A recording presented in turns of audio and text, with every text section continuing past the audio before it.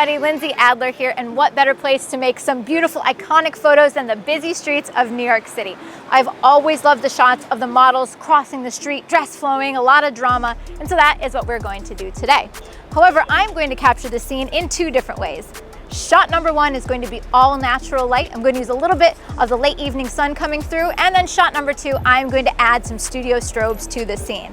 And now I'm really interested to see which one that you guys prefer, because some of you are all about that natural light, and then others of you are all about adding more and more and more gear.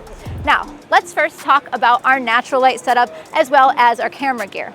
Today I'm going to be using the Canon R5. I love this camera because it has a lot of megapixels, plus I'm working with an electronic viewfinder, so it's going to kind of show me what the exposure is going to be, which saves me time when I'm trying to not get hit by cars and capture the shot in between the lights. So that's my first thing to consider. But next up, I'm going to be using an unusual lens. I'm going to be using the Canon Rf 15-35. So this is a wide angle lens. And usually you don't think of using this lens when doing portraits, but I'm not doing a portrait. I'm doing a dramatic fashion shot.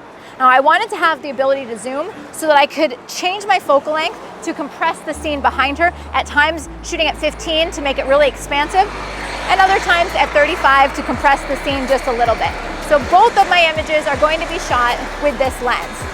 Now I know that for this shot, it's all about the movement of the dress. And so I have the subject standing just a little bit in the road, and then I asked my two lovely stylists to floof the dress to give me movement and drama. And so it looks as if she's caught in wind or kind of walking or running across the street, which instead of capturing a still frame, it's capturing a moment in time with lots of energy. Okay, so I'll have you do a couple shots where it's kind of a chin up and a step, and then you guys are gonna give me a huge floof. All right, let me get nice and low. All right, ready? 1, 2, and floof. Good? And stay right there, I'll do one more. All right, good. 1, 2, and floof. Perfect.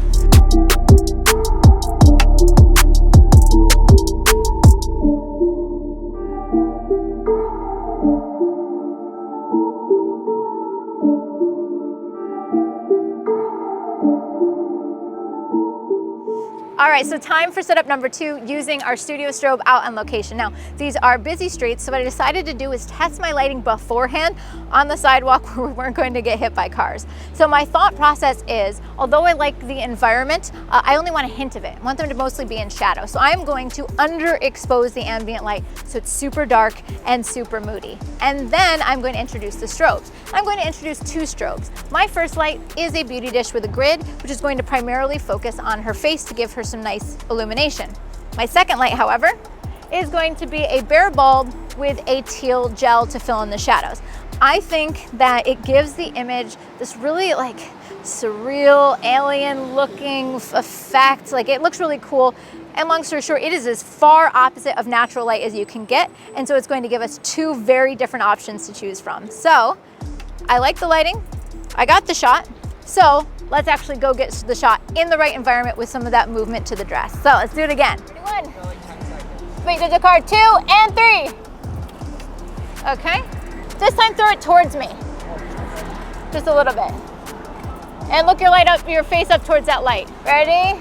1, 2, and 3. Perfect. Look pretty. Wow.